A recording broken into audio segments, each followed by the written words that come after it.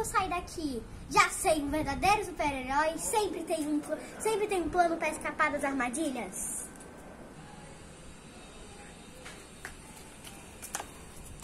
Ei, vá.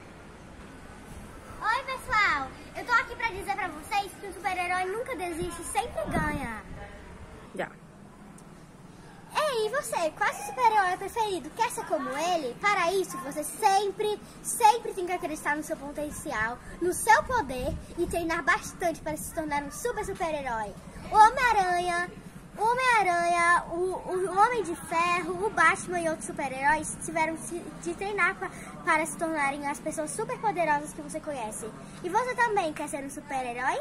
Então é só seguir as dicas. Sempre acreditar no seu potencial, como eu já disse.